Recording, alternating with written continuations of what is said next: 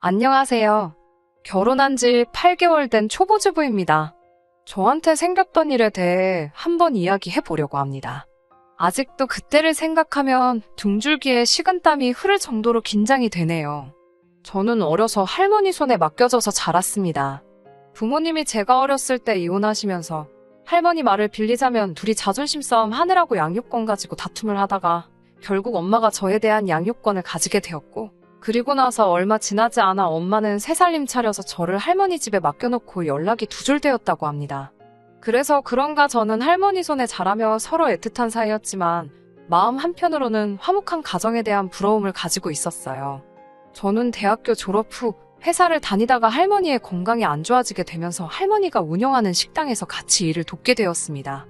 원래 요리를 좋아하기도 하고 손이 빠르고 손재주가 있는 편이라서 할머니도 네 엄마는 이런 거 하나도 할 줄 몰랐는데 우리 손녀는 나를 닮아서 재주가 있는가 보다 하고 좋아해 주셨어요. 제 남편은 제가 할머니를 도와 식당에서 일하고 있을 때 자주 오던 단골 손님들 중에 한 명이었습니다. 저보다도 2살이나 어린 남편은 또래와는 걸맞지 않게 가족들을 엄청 챙기는 스타일이었습니다. 이미 식당에 들어서기 전부터도 요란스럽게 부모님을 먼저 챙겼어요. 식당에 들어와서는 부모님이 벗어던지신 신발부터 정리를 했고, 자리에 앉아서는 물이며 수저며 전부 부모님들 거를 먼저 챙기는데 여념이 없더라고요. 그 뒤에도 누나라든지 다른 가족들을 계속해서 챙기는 모습에 저는 참 가정적인 남자라는 인상을 받았습니다. 그 덕에 이미 연애를 하기도 전부터 남편이 가족들을 엄청 아낀다는 건 진작에 알고 있었지만 그 정도가 이 정도로 심한 편일 것이라고는 상상도 하지 못했어요. 제가 갖지 못했던 행복한 가정, 그 이상적인 가정의 중심에 서서 온 가족을 챙겨주는 남편에게서 저는 크게 호감을 느끼게 되었어요. 용기 내서 남편에게 연락처를 물어보게 되었고, 다행히 남편도 저를 마음에 두고 있었었는지 우리 두 사람은 생각보다 빠르게 연인으로 발전할 수 있었습니다. 남편과 연애를 하고 결혼 준비를 하던 시절까지만 해도 저는 제 인생이 이렇게 꼬여버릴 것이라고는 정말 상상도 하지 못했습니다. 연애할 때에도 가족들을 챙기긴 했지만 가족들을 아껴주듯 저를 대해주는 모습이 정말 이상적인 신랑감이라는 생각을 했었거든요. 그런 모습 때문인지 이 남자는 저를 평생 아껴줄 것이라는 막연한 생각을 했는가 봅니다. 이제 와서 생각해보면 이 남자는 저를 그저 자신이 자기 가족들에게 잘하는 와중에도 자기가 잘하지 못하는 일이나 모자란 부분을 제가 해주기를 바래서 저와 결혼을 했다는 거란 생각밖에 들지 않네요. 결혼이란 것은 평생남으로 지내온 사람들이 가족이 되는 단계라고 생각하는데, 남편에게는 저는 그저 결혼을 했다고 하더라도 피 한 방울 섞이지 않은 남이었는가 봅니다. 아무튼 남편은 연애하면서 저에게도 잘했지만 여전히 자기 가족들을 제일 우선시했습니다. 그때까지만 해도 가족을 아껴주고 잘하는 것이 남편의 장점 중에 하나라고 생각했기 때문에 별다른 이상을 느끼지 못했습니다. 오히려 하루빨리 남편과 결혼을 해서 저도 그 화목한 가정의 일원이 되고 싶다는 생각을 했어요. 결혼 준비를 하면서도 남편은 가족들을 가장 앞에다 두고 모든 일들을 결정했습니다. 결혼식장을 자기 가족들이 오고 가기 편한 곳으로 잡고 싶어하는 사소한 것부터 우리가 결혼 후 살게 될 신혼집을 시댁 근처에 구하려고 하는 일까지요. 저는 신혼집을 시댁 근처에 잡는 것에 대해서 불만이 있다거나 부담감을 느낀 적은 없었습니다.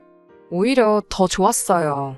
말씀드렸다시피 시끌벅적하고 화목한 가정은 제 일평생 가져보지 못한 드라마 속에서나 볼 수 있던 것들이었고, 제가 하루빨리 가족의 일원이 되어서 그 안에 스며들고 싶어 했었으니까요. 그래서 신혼집은 시댁에서 10분 정도 위치한 거리에 구하게 되었습니다. 시댁과 신혼집이 10분 거리라는 사실에 혀를 차고 아찔해 하실 분들이 많을 것도 같지만 저한테는 정말 행복한 나날들이었습니다. 다행히도 제가 요리 솜씨나 손재주에 자신이 있는 편이기 때문에 오히려 음식 솜씨가 없는 시어머니나 신우들은 제가 손수 만든 음식들을 너무 좋아해줬습니다. 평소에도 뭔가 잡숫고 싶다 연락이 오면 저는 짜증 한번 내지 않고 장을 보러 나가서 요리를 하고 우리 신혼집으로 온 가족 불러 모아 다 같이 저녁을 먹었습니다. 먼저 결혼한 신혼의 식구가 낄 때도 많았고, 신우가 제가 음식 해놓는 걸 보고 신기하다는 듯이 말하며 저를 깎아내리려고 한 적도 있었지만 그렇게 기분이 나쁘지 않았습니다. 제가 바라던 북적이는 가족 모임을 하고 있었으니까요. 게다가 할머니 식당에서 일을 도우며 있던 기간 동안 단련이 돼서 그런지 식구들 몇 명 먹을 음식 준비하는 건 저한테는 일도 아니었습니다. 추석과 구정이라는 두 번의 명절을 보내면서도 제가 도맡아 음식을 다 했습니다. 시부모님도 며느리가 한 음식이 세상에서 제일 맛있다며 좋아해 주셨어요. 시부모님 인품도 훌륭하신 분들입니다. 결혼 전에 제 가정 형편을 듣고 나서 사실 거부감도 드셨을 수도 있는데 그동안 고생이 많았겠다면서 너도 이젠 우리 딸이나 마찬가지라고 하시며 저를 꼭 안아주셨거든요. 스스로 식모 생활을 자처했다고 하는 분들도 계시지만 저에게는 정말 행복한 결혼 생활이었습니다. 남편의 몰랐던 모습을 발견하기 전까지는요. 가까이 사시다 보니 주말이면 시부모님께서 먼저 어떤 걸 먹었으면 좋겠다고 미리 저한테 말씀해 주실 때가 있어요. 그날은 제육볶음을 드시고 싶다 하시더라고요. 전날에 미리 장봐놓고 주말이 되자마자부터 아침 일찍부터 준비했어요. 제육볶음이다 보니 손이 많이 가는 게 없어서 어렵지 않았는데 금방 준비가 끝난 만큼 국과 밑반찬에도 신경을 썼어요. 시간이 많이 남은 만큼 갈비탕을 준비했어요. 점심때가 지나서 준비가 다 끝났고 시부모님과 신우내외가 도착을 했어요. 그런데 제육볶음이 많이 맵다고 하시면서 잘 드시지 않으시더라고요. 그래도 갈비탕을 아주 시원하게 잘 끓였다고 해주셨어요. 제육볶음은 아무래도 식당 하시던 할머니에게 배운 터라 간을 조금 세게 했는가 봐요. 그래도 젊은 신우내가 제육볶음이 아주 맛있다고 남은 걸 다 싸가지고 가서 음식이 남지는 않았습니다. 그런데 시부모님이 돌아가시고 나니 남편이 미간을 잔뜩 찌푸리고는 이게 뭐 하는 거냐고 저에게 뭐라고 하더라고요. 저는 그 전에는 남편이 화내는 걸 본 적이 없기 때문에 남편의 기분이 어떤지 모르고 있었고요. 남편은 음식을 왜 그렇게 맵게 했냐고 저에게 따지더라고요. 결혼한 지 3개월이나 지났는데 아직도 시부모님 입맛을 모르냐면서 말이지요. 매운 걸 원래 잘 못 드시는 분들인데 음식을 이렇게 맵게 만든 게 혹시 제가 두 분이 저한테 음식 준비하라고 시킨 게 고가워서 일부러 맵게 만든 게 아니냐는 식으로 말하더라고요. 사실 그때도 남편이 화난 걸 눈치 못 채고 있었기 때문에 그냥 대수롭지 않게 넘겼습니다. 제육볶음은 하던 손버릇이 있어서 그렇게 간을 한 거고 갈비탕을 대신에 정성 들여 끓이지 않았냐고 대답했지요. 그날은 그렇게 해서 넘어갔는데 남편이 그때 저에게 화를 내고 있던 것이라고는 상상도 하지 못했어요. 이번 일을 겪고 나니 이 일도 저한테 그걸 연유로 화를 냈었다는 걸 알게 되었네요. 얼마 전 일입니다. 시부모님께서 시원한 국수가 드시고 싶다고 해서 전날에 남편하고 같이 가서 장을 봐놓았지요. 소면으로 하는 것보다는 칼국수로 해드리는 게 나을 것 같아 소면은 사지도 않았습니다. 만두도 몇 개 빚어서 올릴까 싶어 새우랑 간고기도 좀 샀고요. 그런데 다음날 아침이 되니까 몸이 으슬으슬하고 목이 아프더라고요. 요즘 워낙 조심해야 하기도 하고 집에 마침 자가진단 키트도 있어서 급한 대로 테스트를 했습니다. 결과는 음성이었지만 몸살 기운이 있는 게 도무지 힘이 나지 않더라고요.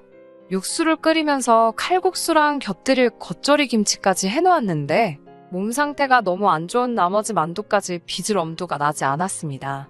칼국수도 만들기 힘들어서 반죽을 하다 말고 수제비로 변경을 했어요.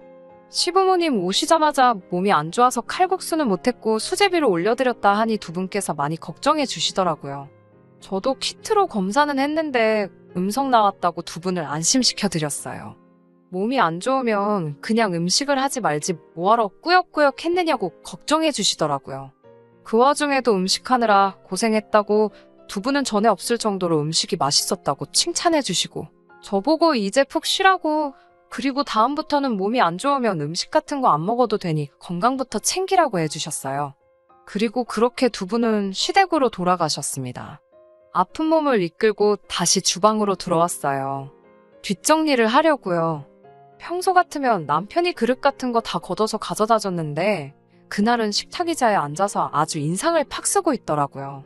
뭔가 기분이 안 좋아 보여서 남편에게 왜 그러냐고 물었지요.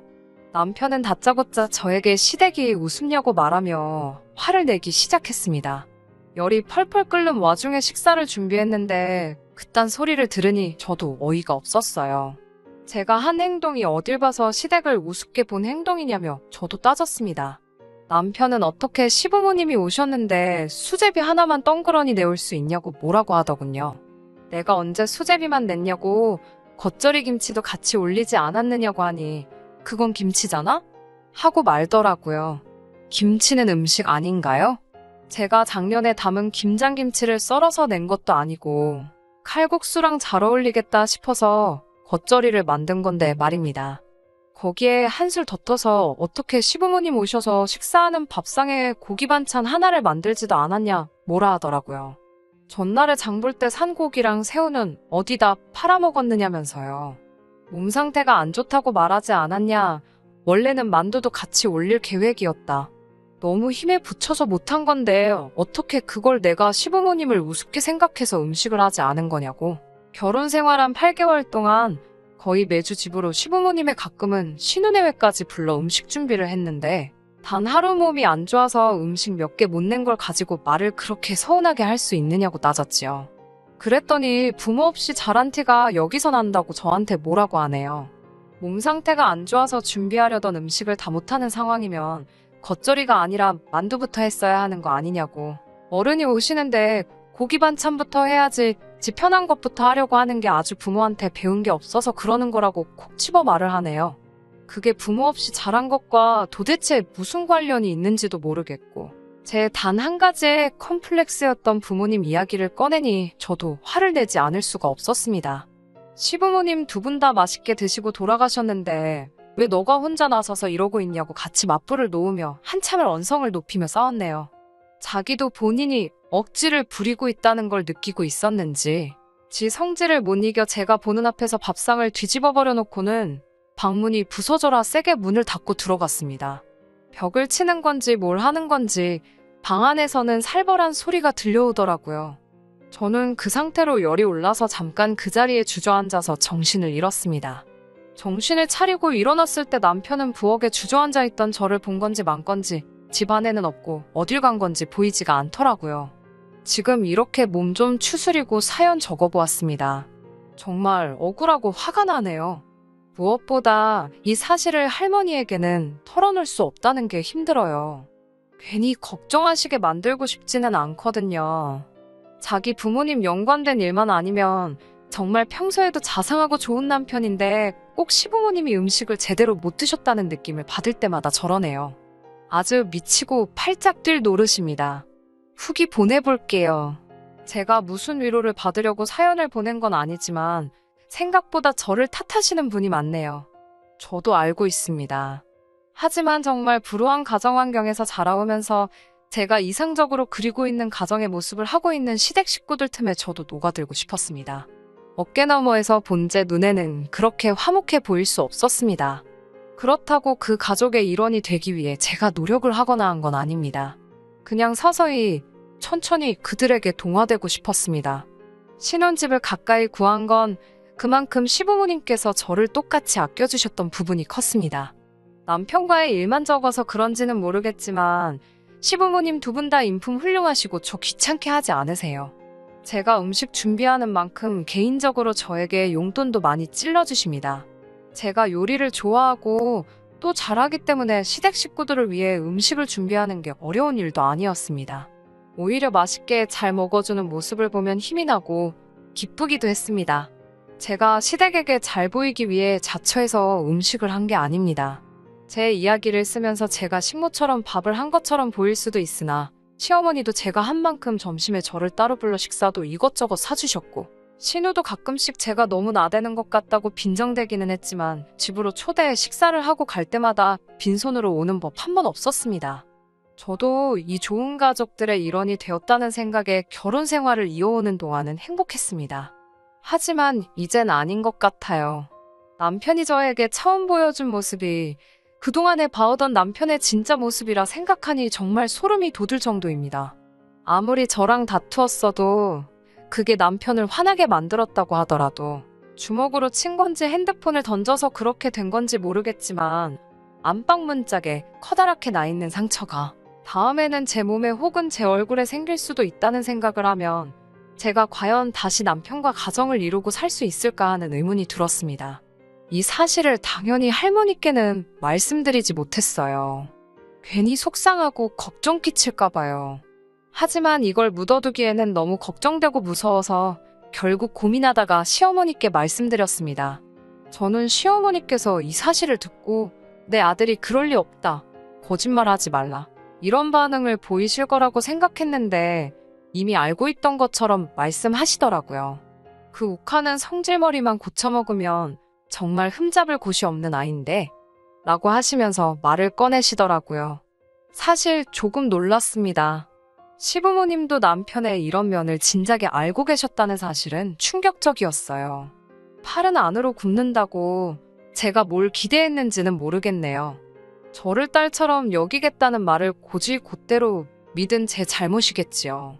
성격인 걸 어떡하냐면서 저보고 참고 살라고 하시더군요. 자기들도 몇 번을 고쳐보려 했지만 안 됐다고 하시면서요. 참 어이가 없었습니다. 제 귀에는 마치 세상에 완벽한 사람이 어디 있겠어? 그리고 네가 참는 거 말고는 뭘 할 수 있겠어? 라는 말로 들렸어요. 몇 분이 제 사연에 남겨주신 댓글 맞다나 제가 스스로 지원한 식모살이 생활이었지요. 단지 이 사람들은 제가 그 삶에서 도망치지 못할 거라고 생각했나 봐요. 화목한 가정을 꿈꿔서 가족의 일원이 된 것이었지. 제가 부모가 없다는 이유로, 할머니 손에 자라왔다는 이유로 제 스스로에게 하자가 있다고 생각하고 쥐 죽은 듯 참고 살 것이라고 생각했나 봅니다. 화목한 가정을 더 화목하게 만들어주기 위해 제가 발벗고 나섰다는 건 꿈도 꾸지 못했나 봐요. 그래서 제가 시어머니 말씀에 이혼하겠다는 대답을 했을 때 그게 무슨 소리냐면서 눈이 휘둥그레지는 모습은 아직도 기억이 나네요.